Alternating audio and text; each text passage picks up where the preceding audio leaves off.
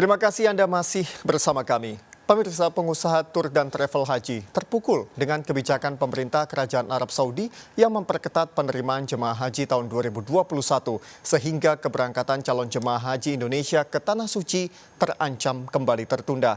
Arab Saudi hanya menerima jemaah yang telah mendapatkan suntikan vaksin COVID-19 tidak termasuk Sinovac. Kebijakan pemerintah Arab Saudi memperketat penerimaan jemaah haji tahun 2021 membuat jemaah haji Indonesia terancam gagal menunaikan ibadah haji. Vaksinasi menjadi kendala utama sehingga Indonesia tidak bisa mengirimkan jemaah haji 2 tahun berturut-turut di masa pandemi ini. Kerajaan Arab Saudi hanya menerima jamaah haji yang telah mendapat suntikan vaksin COVID-19 sesuai emergency use listing dari WHO, diantaranya Pfizer, Moderna, Johnson & Johnson, dan AstraZeneca. Sementara Sinovac tidak termasuk. Hal ini juga membuat pengusaha tour and travel haji umroh terpukul. Mereka berharap masih ada waktu untuk menjalin komunikasi dengan pemerintah Arab Saudi.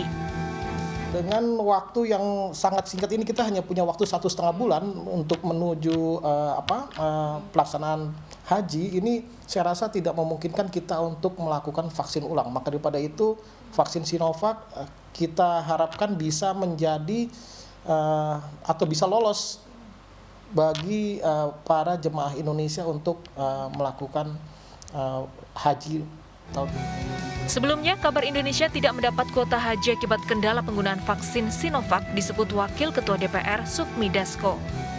Karena informasi terbaru yang kita dengar bahwa kita nggak dapat kuota haji.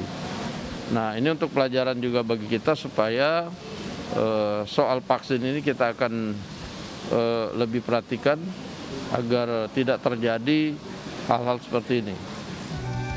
Sementara Menteri Agama menjelaskan hingga Senin kemarin belum mendapat kepastian terkait hal tersebut. Dari 20 negara yang kemarin di ban itu, 11 yang boleh ya, 9 belum termasuk Indonesia. Itu kan untuk penerbangannya, bukan untuk ibadah haji. Itu harus dicatat, itu untuk penerbangan. Kalau soal keputusan apakah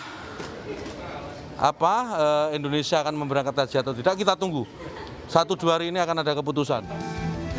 Namun Yakut menambahkan, tenggat waktu persiapan penyelenggaraan haji telah melewati batas akhir, yaitu pada 25 Mei lalu, sehingga kemungkinan terbukanya pintu haji untuk jemaah Indonesia semakin tipis.